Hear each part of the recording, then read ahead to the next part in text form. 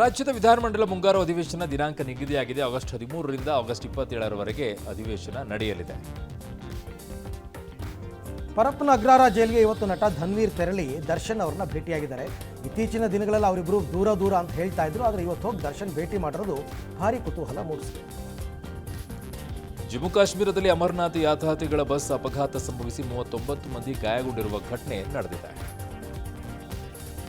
ರಸ್ತೆ ಬದಿಯಲ್ಲಿ ಕ್ಯಾಬ್ಗಾಗಿ ಕಾಯ್ತಾ ಇದ್ದ ಯುವತಿಯೊಬ್ಬಳಿಗೆ ನಿನ್ನ ರೇಟ್ ಎಷ್ಟು ಅಂತ ಕೇಳಿ ಕಿರುಕುಳ ನೀಡಿದ ಕಾಮುಕನನ್ನ ಬೆಂಗಳೂರಿನಲ್ಲಿ ಪೊಲೀಸರು ಬಂಧಿಸಿದ್ದಾರೆ.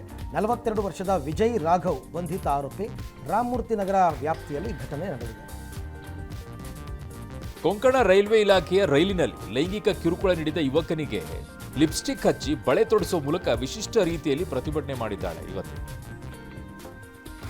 ವಿದೇಶಿ ಕಾಸ್ಟ್ಲಿ ಸೀರೆ ವಜ್ರಾಭರಣ ಗಿಫ್ಟ್ ಆಸೆಗೆ ಬಿದ್ದು ಮಹಿಳೆಯೊಬ್ಬರು 1.25 ಕೋಟಿ ಕಳ್ಕೊಂಡಿದ್ದಾರೆ. ನಾನು ಯುಕೆನಲ್ಲಿ ಕೆಲಸ ಮಾಡ್ತಿದ್ದೇನೆ, ನಿಮಗೆ ಫಾರಿನಿಂದ ಗಿಫ್ಟ್ ತರ್ತೀನಿ ಅಂತ ಹೇಳಿ ಮಹಿಳೆಯ ಬಳಿ ಹಂತವಾಗಿ 1.25 ಕೋಟಿ ಪಡ್ಕೊಂಡು ವಂಚನೆ ಮಾಡಿದ್ದಾನೆ ಒಬ್ಬ ಆಸಾಮಿ. ಕೋಟ್ಯಾಂತರ ರೂಪಾಯಿ ಮೌಲ್ಯದ ಮಾದಕ ವಸ್ತು ಮಾರಾಟ ಕೇಸ್ಗೆ ಸಂಬಂಧಿಸಿದಂತೆ ಬೆಂಗಳೂರಿನ 2 ಕಡೆಗೆ ಇಡಿ ಅಧಿಕಾರಿಗಳು ದಾಳಿ ನಡೆಸಿದ್ದಾರೆ. ಹೈದರಾಬಾದ್ನಲ್ಲೂ ಕೂಡ 7 ಕಡೆಗೆ ದಾಳಿ ನಡೆಸಲಾಗಿದೆ.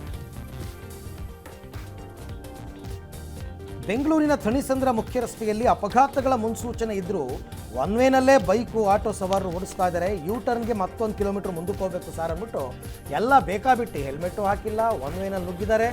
ಅಪಘಾತಗಳು ಜಾಸ್ತಿ ಆಗದೆ ಇನ್ನೇನಾಗುತ್ತೆ.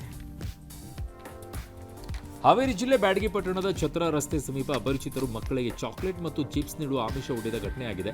ಇಬ್ಬರು ಅಪರಿಚಿತರು ಮಕ್ಕಳನ್ನ ಮಾತಿಗೆಳೆದು ಚಾಕ್ಲೇಟ್ ಹಾಗೂ ಚಿಪ್ಸ್ ನೀಡಲು ಯತ್ನ ಮಾಡಿದ್ದಾರೆ. ಇದರಿಂದ ಹೆದರಿದ ಮಕ್ಕಳು ತಕ್ಷಣ ಮನೆಗಳಿಗೆ ಓಡೋಗಿದ್ದಾರೆ. ಘಟನೆಯ ದೃಶ್ಯ ಸಿಸಿಟಿವಿಲಿ ಸೆರೆಯಾಗಿದೆ. ಆತಂಕ ಹೆಚ್ಚಾಗಿದೆ, ಹುಷಾರಾಗಿರಿ. ತಾಯಿಯನ್ನ ಕಳ್ಕೊಂಡು ದುಃಖದಲ್ಲಿ ಕಂಗಾಲಾಗಿರುವ 1 ವರ್ಷದ ಮರಿಯಾನೆ ಅರಣ್ಯ ಇಲಾಖೆ ಕಾರ್ಯಾಚರಣೆಗೆ ಸವಾಲಾಗ್ಬಿಟ್ಟಿದೆ. ವಿರಾಜಪೇಟೆ ತಾಲೂಕು ಅಮ್ಮತ್ತಿ ಸಮೀಪದ ಆನಂದಪುರ ಪುಲಿಯೇರಿ ಗ್ರಾಮದ ಕಾಫಿ ತೋಟದಿಂದ ತಪ್ಪಿಸಿಕೊಂಡ ಮರಿಯಾನೆ ಕಾರ್ಯಾಚರಣೆ ತಂಡವನ್ನು ದಿಕ್ತಪ್ಪಿಸಿ ಸುಮಾರು 10 ಕಿಲೋಮೀಟರ್ ದೂರದವರೆಗೆ ಹೋಗ್ಬಿಟ್ಟಿದೆಯಂತೆ. ಅದನ್ನು ಸೆರೆ ಹಿಡಿಯೋದಕ್ಕೆ ಈಗ ಕಾರ್ಯಾಚರಣೆ ಮುಂದುವರಿತಾ ಇದೆ.